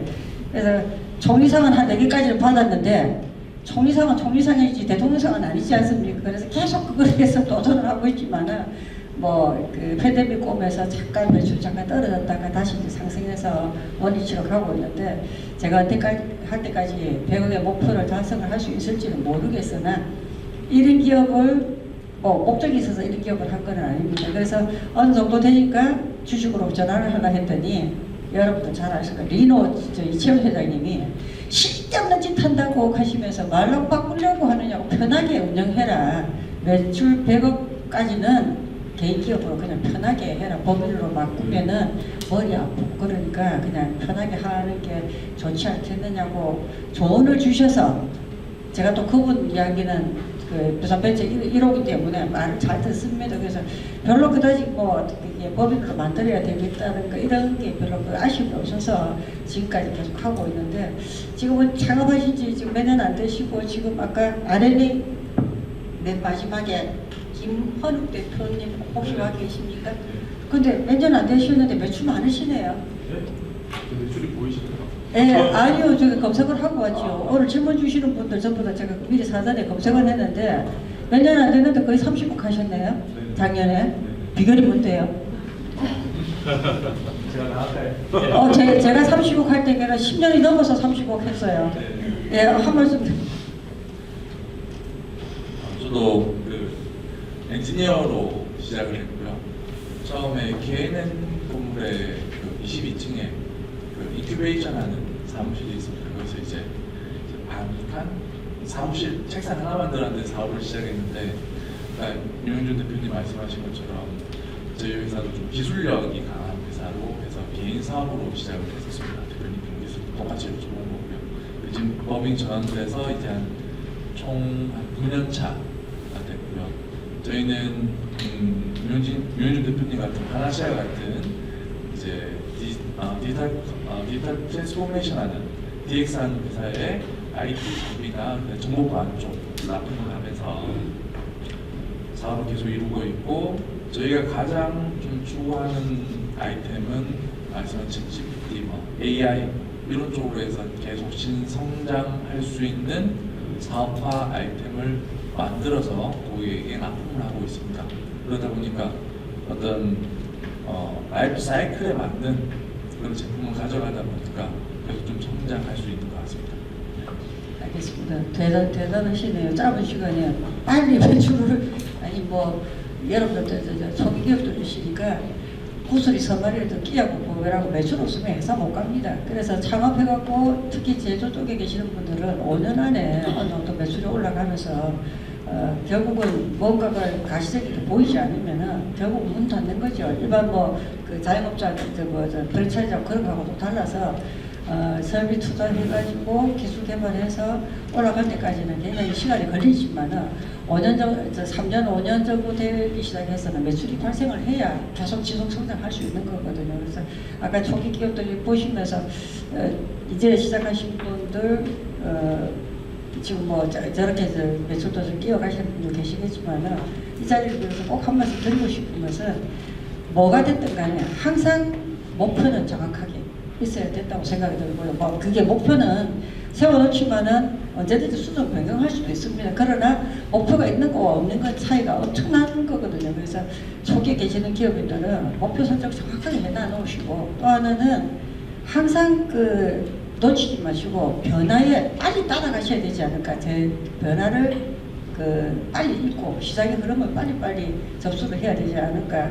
저 같은 경우는 하루에 신문을 4개 봅니다. 요즘에는 전부 신문 안 본다는데 저는 경제지 중앙지 해서 4개씩 보면서 다른 내용은 안 보지만 경제에 관련된 거 전부 다 보고 있습니다.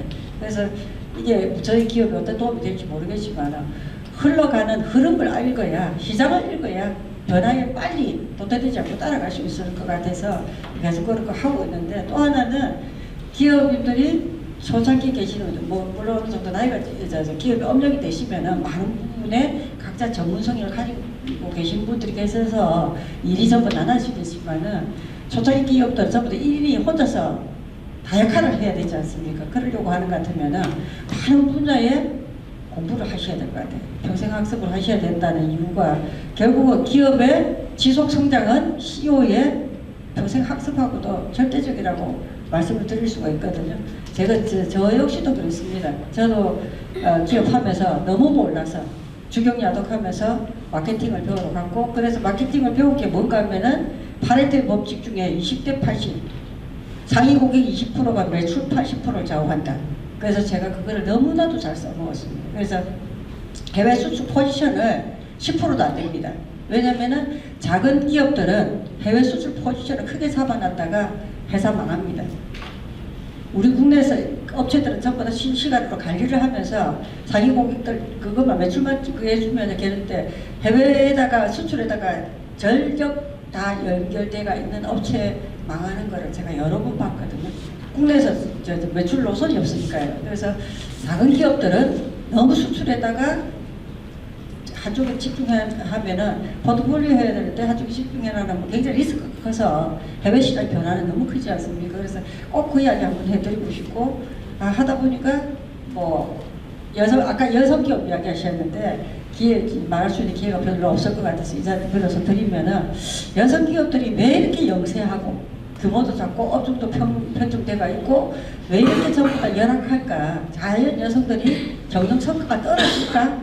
고민하다가 제가 실증 분석을 해서 그거를 주제로 들고 박사과정을 가서 제가 경제학 박사를 하면서 여성 기업들이 절대로 경영 성과가 떨어지지 않는다. 오히려 여성들이 수평적인 조직 문화를 활성화시키면서 오히려 더 디테일하게 접근해서 요즘 세상에, 요즘 정보화 시대, 또 요즘 지금 21세기에 정말 걸맞는 아이템들이 헤비한, 중후장기하고 헤비한 아이템들이 아니거든요. 요즘에 전부 다 이제 서포트해지니까 여성들이 할 수 있는 역할들이 더 많아서 오히려 그 역량을 더 펼 수 있는 그게 된다는 게, 제가 논문을 쓰면서 큰 업적을 하나 만들어 놓은 것 같습니다. 저 혼자 자찬입니다. 여성 기업들이 이제는 한 번도 아무도 연구를 한 적이 없으니까 실증 분석해놨으니까 은행 보고 금융기관에서 여성 차별하지 마라.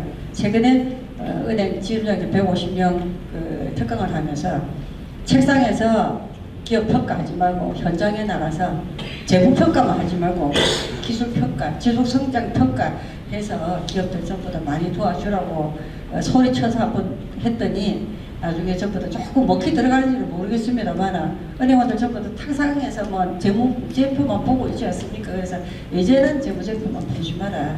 다양한 부분도 기업들이 가지고 있는 또 다른 숨어 있는 것도 발굴을 해라, 이렇게 이야기한 적이 있었는데, 아마 제가 사업을 끝내고 나중에 자연인으로 돌아간다면은 하나쯤은 제가 여성 기업을 위해서 노력한 게 그 작은 책이지만은 후배들이 그걸 보면서 좀 더 많이 발전할 수 있고 다양한 분야의 여성들이 또 활동하러 나오지 않을까 하는 생각을 가져봅니다. 네네. 말씀드리면서 정말 그 사명감을 가지고 지금 노력하시고 계신다는 생각이 많이 들었는데요. 혹시 대표님께 추가적으로 좀 말씀 더 여쭤보고 싶은 게, 여성 경제인으로서 혹시 창업을 꿈꾸고 있는 여성에게 한 말씀 혹시 하고 싶으신 조언이나 조언을 좀 드릴 게 있으시면 말씀 부탁드리겠습니다. 네, 그냥 아까도 모두에 잠깐 말씀드린 적이 있었는데, 여성들이 이게 자꾸 여성은 사회적인 약자라는 생각을 머릿속에 먼저 두고 여성은 보호를 받아야 된다, 아니면은 혜택을 받아야 된다는 그런 생각들을 많이 가지고 있어서 후배들한테도 항상 이야기하는, 당당하게 남성들과 평등하게 접근을 해라, 모든 것에. 그래서 항상 목표 설정하고 도전 정신 가지고 뭐든지 어떤 혜택보다는 내가 좀 더 헌신하는, 그러니까 전문성을 길러서 여성이니까 어떤 혜택보다는 내가 당당하게 맞설 수 있는 노하우를 축적을 해라, 이렇게 이야기를 지금까지 해왔었습니다. 그래서 아마 학교나 후배들 전체 여성 기업 관련되면은 차별하고 여성이 사회적인 약자라는 생각을 좀 버려라. 프로페셔널하게 전문성을 가지고 그 부분에서는 최고가 될 수 있는 역량을 키워라, 이렇게 이야기를 하고 있습니다. 네, 답변 감사드립니다. 다음으로 다시 윤영준 대표님께 질문을 드리겠습니다. 지금 시간이 지금 12시가 7분 채 안 남았는 상황입니다. 좀 빠르게 질문을 진행을 해야 될 것 같네요. 혹시 그 조선 해양 분야가 좀 보수적인 걸로 유명한데 혹시 영업을 진행할 때 좀 필요한 어떤 스킬이나 네트워크 형성 방법을 좀 조언해 주실 게 있을까요? 그런데 제가 이 질문을 나도 우리 참 어떤 말씀을 드려야 될지 좀 난감하네요. 난감한데 사실 여기 오신 분들은 제가 어릴 때 가장 좋아했던 그 라디오 드라마가 길 잃은 사슴이라는 게 있었습니다. 그 노래가 너무 좋아서 아직도 그걸 알고 있는데 그 길 잃은 사슴이 어떤 길을 찾기 위해서 밤하늘을 쳐다보니까 밤하늘 별을 보고 찾아갔다는 이런 내용이 있는데 사실 마케팅의 가장 기본은 제가 우리 마케팅 본부장하고도 오기 전에 좀 얘기했는데 우리 뭐였나? 우리 회장님하고 회장님은 가장 늘 우리한테 강조했던 게 뭐였지? 지금도 마찬가지로 우리가 새로운 제품을 출시하면서 우리는 마케팅을 이걸 어떻게 해야지? 마케팅은 각 아이템마다 또 나름대로 다른 전략과 전술이 있기 때문에 그 중에 가장 공통적인 것을 봤을 때는 뭐 30분석이 아닌가. 이게 마케팅의 가장 기본적이고 또 자칫하면 가장 소홀할 수밖에 없는 그런 아까 말씀 내가 기술이 최고다. 우리가 이거 잘 팔릴 거야, 만들면 팔릴 거야 하는 그런 과신, 이런 여러 가지 어떤 게 있기 때문에 첫째 30분석은 아시겠지만 뭐 고객인 우리 커스터머, 그리고 경쟁사인 컴피티터, 그 다음에 자사인 컴퍼니, 이 세 개 분석이 없이는 절대 마케팅을 성공하지 못할 거라 생각합니다. 아까 우리 김병재 대표님께서 말씀하셨지만 그 마케팅의 1인 기업으로서의 어떤 걸 들을 때 저는 오히려 오늘 제가 엄청나게 많이 배우고 있습니다. 제가 겪었던 어떤 그런 마케팅 현장에 있었던 어떤 그런 것도 물론 내 나름대로의 어떤 목표와 또 하고자 하는 어떤 그런 의지가 있었기 때문에 많은 성과를 이루었지만 대표님의 특히 여성 어떤 1인 기업으로서의 그 진짜 유선을 뚫는다는 게 쉽지 않거든요. 엄청난 어려운 상황에서 하시던 데서 너무너무 저는 오늘 교훈을 많이 받았고요. 그래서 이 30분석이 기본적이지만 반드시 필요합니다. 그래서 과연 자사가 경쟁사 대비해서 어떤 비교 우위가 있는지를 우리가 분석을 해야 되고요. 또 차별화는 어떻게 할 것인지, 또 고객은 어떻게 우리가 해야 될 것인지 하는 이 30분석을 하다 보면은 자연스럽게 하고 또 덧붙여 우리가 가장 학교 때도 많이 했습니다만 스와트 분석의 중요성도 상당히 중요하죠. 지금도 우리는 할 때마다 대표님이 스와트 분석해 봤냐, 30분석해 봤느냐, 이게 그 입에 달고 있습니다. 그거는 뭐냐면 자칫하면 파마시아 같은 중견기업이 놓칠 수 있는 기본적인 영업 스킬을 놓치고 자만할 수 있다는 그런 어떤 강한 메시지가 아닌가 싶어서 제가 영업 스킬로 이렇게 드리고 싶은 것은 가장 기본적이고 누구나 알고 있는 상시 분석을 제가 조언하고 싶습니다. 네. 말씀드리면서 저는 그런 생각이 들었습니다. 최근에 40대 손자병법, 40대에 있는 손자병법 책이 다시 베스트셀러가 되고 있던데 그 손자병법 하면 지피지기면 백전 불태라는 말이 있잖아요. 저걸 알고 나를 알아야 좀 괴롭지 않다라는 말인데 거기서 더 나아간 게 경쟁사와 자사뿐만 아니라 고객까지 알아야 되는 거 아니냐. 지피지기가 아니라 이제는 삼시지기 불태, 백전 불태 이렇게 표현해야 될 것 같다는 생각이 듭니다. 마지막으로 질문을 드리겠습니다. 코아이 박경태 부회장님께서 해주신 탈환 과정을 거친 LSFO 선박류 사용 시 그리고 스크러버를 사용했을 때 두 가지의 차이점이 어떤 건지 좀 궁금하다는 질문입니다. 탈원 과정을 거칠 때 기술적인 질문이긴 합니다. 탈원 과정을 거칠 때 그 LSFO 선광육 사용과 스크러버를 사용하는 거의 차이점이 어떤 건지 질문이 있습니다. 예. 실제로 지금 이제 전 세계적으로 선박에 대한 황산화물 배출 규제가 2020년 1월 1일부로 해서 통상 우리가 종류 헤비 퓨얼 같은 경우는 황산화물이 보통 3.5, 3.8% 이렇게 섞여 있습니다. 근데 이제 규제가 선박에 배출되는 황에 대한 어떤 규제가 0.5%로 전 세계적으로 규제가 됐습니다. 2020년 1월 1일부로. 그리고 이제 에카가 이란 책인데 이미션 컨트롤 에리어에서 캐리비안이나 발틱해라든가 일부 특정 지역은 또 0.1%까지 만족을 시키게 됩니다. 그러다 보니까 특히 대형선들 같은 경우는 하루에 떼는 이 HFO의 어떤 그런 수요가 상당히 하고요. 이것을 이제 갑자기 초저항 유황으로 바꾸려면 상당한 어떤 엔진에 대한 좀 개조도 필요하고요. 그리고 그 초저항유와 HF의 가격 차가 스프레드라는데 이것이 한 200불 되면 톤당 200불 되면 어마어마한 금액이 들어오지 않습니까? 그래서 이제 환경 규제도 맞추면서 그 다음에 대의 어떤 운항에 대한 어떤 운영비의 절감을 위해서는 이 스크라바 수요가 늘 수밖에 없는 거예요. 그래서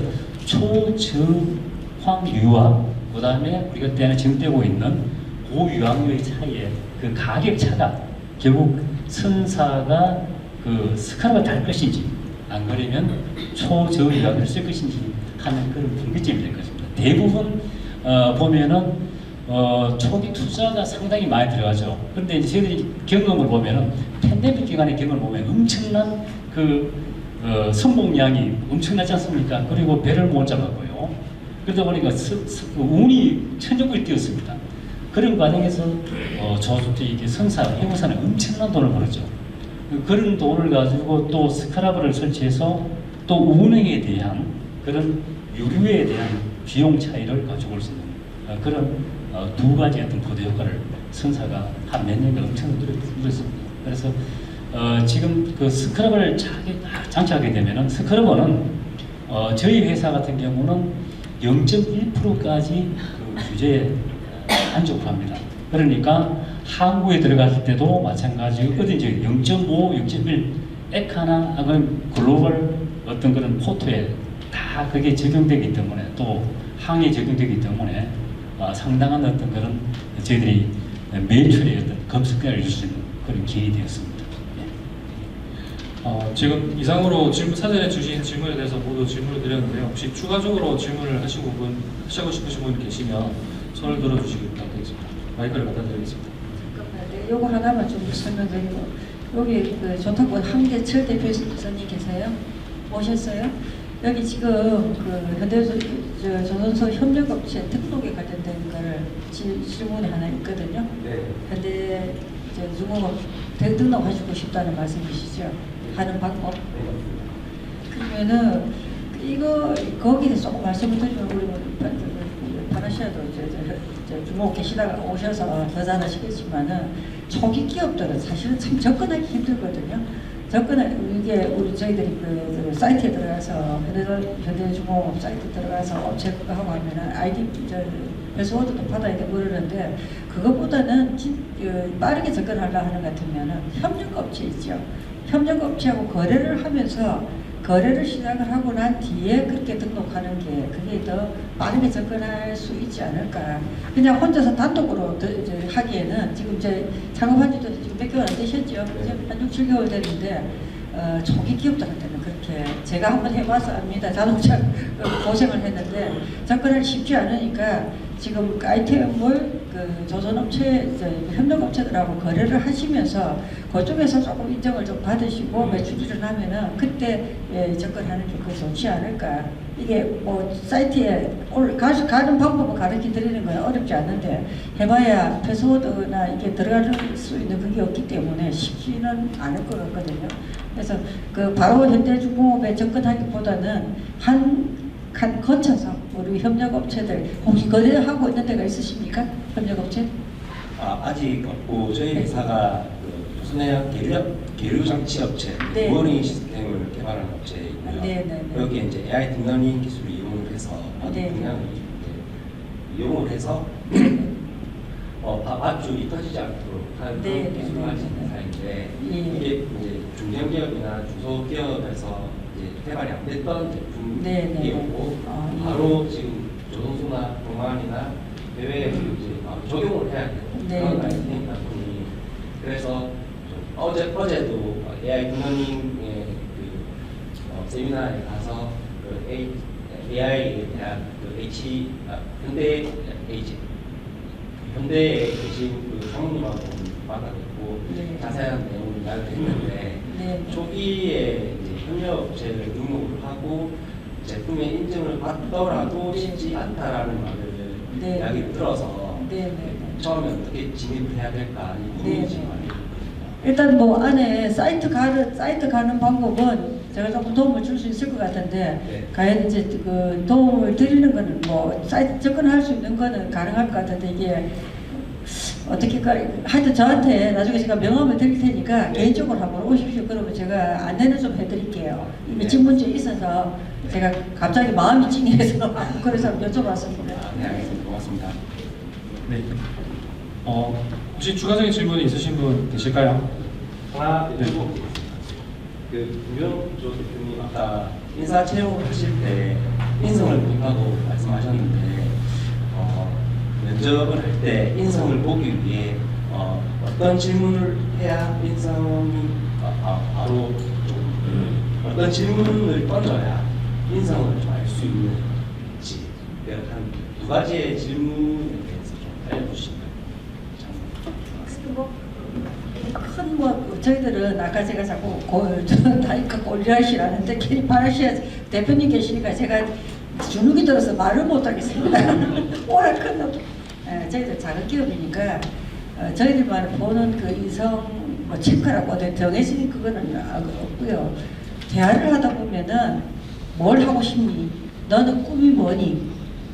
왜 회사에 들어오게 됐는지 여기서 오면은 어떤 일을 하고 싶은지 뭐 약간의 어떤 몇 가지 질문을 합니다. 그래서 제일 먼저 묻는 게 너는 꿈이 뭐니? 뭘 하고 싶냐고 제일 먼저 물어봐요. 그러면은 이런저런 이야기를 하는 그 과정에서 이제 어느 정도 나이가 있으니까 대화를 통해서 뭔가 느낌이 있거든요. 진실하게 대답하는 사람, 그냥 너무 엉뚱하게 대답하는 사람, 다양하게 이렇게 있다 보니까 그런 부분에서 저 나름대로 어떤 그게 있어서 꿈이 뭐냐고 그러고 뭘 하고 싶냐고 물어보고 회사에 얼마나 근무할 거냐고 물어보고 몇 가지를 물어봅니다. 여기서 오랫동안 근무할 생각을 갖고 있느냐 뭐 이런 것도 물어보고 이렇게 하거든요. 근데 그 속에서 제가 체크를 하는 게 있어서 인성을 보는 방법은 어떤 친구들은 너무 근성으로 대답을 하고 어떤 친구들은 굉장히 아주 뭐랍니까 성실하게 답변하는 친구들도 있거든요. 근데 과연 성실하게 답변하는 애들이 아무래도 인성이 좀 낮지 않겠습니까? 모르겠는데요. 이러면은 할 말 없습니다. 너 얼마나 다닐 수 있을 것 같아? 어떻게 알고 찾아왔어? 뭘 하고 싶니? 하고 물으면은 모르겠는데요? 모르겠는데요? 이러면은 그런 친구들은 채용을 할 수가 없잖아요. 들어왔다가 진짜 내가 면접 해놓고 하루 만에 안 오는 친구들도 있어요. 그래서 인성이 굉장히 중요하겠구나. 대화를 통해서 그 친구가 가지고 있는 어떤 그 마인드, 그거를 볼 수 있는 그게 돼서 그렇게 체크를 하고 있습니다. 대표님께서 목표 설정이 되게 중요하다고 말씀하셨는데 직원 채용할 때도 대표님의 목표, 조직의 목표 그리고 그 개인의 목표가 일치하시는지를 보시는 걸까요? 네, 제가 그 목표라고 하는 거는 직원 채용이나 그런 데다 포커스 두게 아니고 기업 경영을 하려고 하는 것 같으면 결국은 뭐 어느 인생도 마찬가지 기업 경영이나 개인의 인생이나 다 마찬가지겠지만은 목표가 없는 사람들은 희망이 없거든요. 그냥 하버드에서 유명하게 목표 연구 25년 동안 목표 연구한 거 보면은 정말로 정확하게 자기 목표가 뚜렷한 사람들이 전 세계를 지배를 하고 또 중류 사회 그리고 상류 사회를 끌고 나가고 하는데 목표 없는 사람들이 결국은 거의 그냥 평범하거나 밑으로 사는 그런 것에 대해서 그게 기업 경영이나 개인이나 절대 다르지 않다. 그래서 특히 기업 하시는 분들 특히 오래되신 기업보다 아까 말씀하셨잖아요. 상시 전부 다 체크하시고 막 이렇게 그래야 기업이 존재할 수 있고 기업 방어를 할 수가 있고 모든 큰 우리 속담에 이런 게 있습니다. 천석군은 천가지 걱정, 만석군은 만가지 걱정하는데 아마 파나시아가 만석군의 걱정을 하는 데 비해 갖고 저희들은 조그만 걱정밖에 안 해도 되니까 어찌 보면은 파나시아보다 제가 더 행복하지 않을까. 죄송합니다. 농담으로 드리는 말씀이고요. 초기업들이 많으시기 때문에 어쨌거나 기업을 지속 성장시키고 매출을 증대시키다 하는 것 같으면은 욕심 부리지 마시고 딱 정해진 목표를 향해서 계속 가시면서 그때 조절 해가 가시는 게 아니 나 이제 시작했는데 갑자기 쭉 쳐다보면은 오히려 현실과 이상이 괴리가 생겨서 가기도 전에 주저앉습니다. 그래서 욕심 부리지 마시고 그냥 한 계단 한 계단 올라가시면서 알차게 끌고 가시는 게 그게 총기업들이 가야 될 길이 아닌가. 그게 목표라는 이야기를 드리는 이유 중에 하나가 그겁니다. 계속 시작해라라고 마음만 급해가지고 빨리 뭘 어떻게 결과물을 만들어낼 거라고 하시다 보면은 그런 분들이 대부분 다 실패하세요. 꾸준하게 그냥 소리 없이 천천하게 올라가시는 분들이 처음에는 5억 하더라, 내년에는 10억 하더라, 한 5년 되니까 30억 하더라, 이런 식으로 올라가시는 분들은 의미를 알기 때문에 계속해서 성장해 나가는 거라 봤습니다. 아마 파나시아도 한 7, 8년 전에는 한 몇백억 하셨죠? 네, 제가 이쪽에 미움 오기 전에는 네, 그러시는데 지금 수천억으로 가셨습니다. 그러니까 기업 성장하는 게 800억에서 수천억 올라가는 건 굉장히 쉽거든요. 그런데 2억 3억에서 30억 올라가는 건 하늘의 별 따기입니다. 그래서 초기 기업들이 경계하고 굉장히 조심해야 될 게 욕심내지 말라는 그 이야기 꼭 드리고 싶습니다.